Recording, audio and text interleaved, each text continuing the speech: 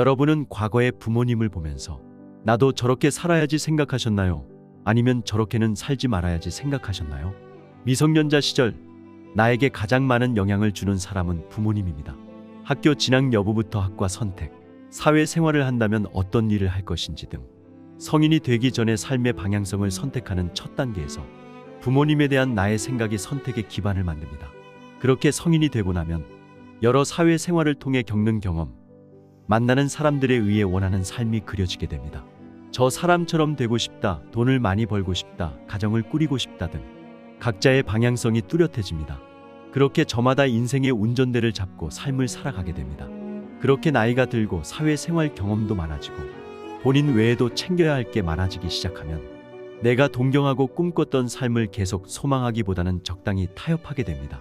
이 정도면 괜찮은데 대부분이 이렇게 살지. 지금 상황에서는 이게 최선이지.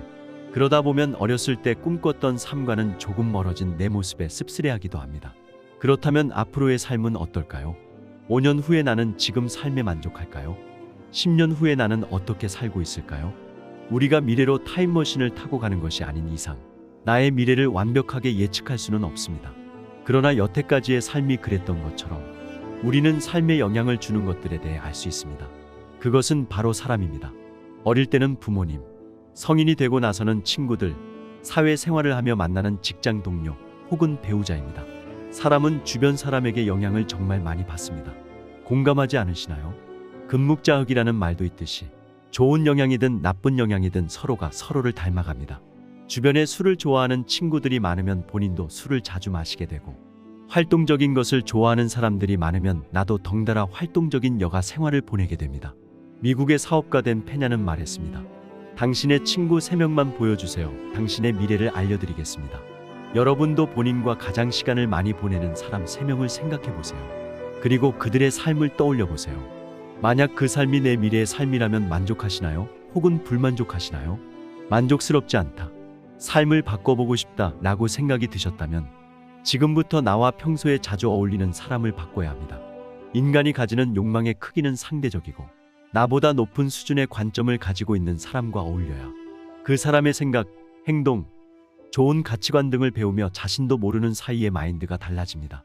여기서 높은 수준이라 함은 내가 원하는 삶을 살고 있는 사람, 따라하고 배우고 싶은 사람을 뜻합니다. 특히 인간은 좋은 것보다 좋지 않은 것에 더 크게 영향을 받기 때문에 내가 배울 점이 있는 사람과 어울려야 하는 것이 중요합니다. 리비의 최소량의 법칙이 사람의 성장에서도 적용되는 것입니다. 이 법칙은 식물이 자랄 때 필수 영양소 중 식물의 성장을 좌우하는 것은 넘치는 요소가 아닌 가장 부족한 요소라는 것입니다. 예를 들어 나무 판자를 덧대 만든 물통에 물을 채울 때 가장 높이가 낮은 판자에 의해 담을 수 있는 물의 양이 결정된다는 것입니다. 이것은 내가 이루고자 하는 성공, 나의 목표에도 영향을 미칠 수 있고 내가 삶을 살아가며 느끼고 배우는 것들에도 영향을 미칩니다. 한마디로 내가 하늘을 높이 나는 독수리인데 닭장에서 살아간다면 지붕을 나는 것밖에 생각을 못한다는 것입니다. 지붕을 나는 독수리여도 스스로 만족스럽다면 정말 행복한 일입니다. 삶에 만족한다는 것 자체가 어렵기 때문이죠. 본인의 삶에 만족한다면 자신이 속한 곳이 닭물이든 독수리 물이든 전혀 상관없습니다. 닭이라고 못났고 독수리라고 위대한 것이 아니니까요. 저마다 삶의 가치가 다르니까요. 하지만 만족스럽지 않다면 스스로 닭장을 나와야 합니다. 닭장을 나와서 독수리의 무리로 가야 합니다. 그러나 닭 노릇을 하던 독수리가 바로 독수리 무리에 낄 수는 없습니다. 독수리 무리가 보기에는 닭일 테니까요. 그렇기에 독수리 무리들은 어떻게 하는지 잘 관찰하고 독수리의 생각, 가치관, 태도, 습관 등 모든 것을 닮으려고 노력해야 합니다. 닭이었던 삶이 더 편하기 때문에 언제든지 닭장으로 돌아가고 싶을 것입니다.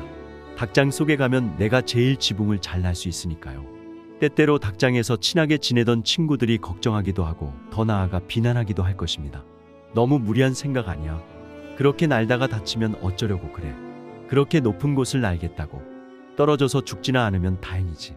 더 높은 곳을 날겠다면서 겨우 그 정도라고? 닭 눈에는 독수리가 별난 놈일 것입니다. 흔히들 집단 속에서 남들과 튀는 사람이 있으면 그 사람이 옳고 그름을 떠나서 비난의 대상이 되기 쉽습니다.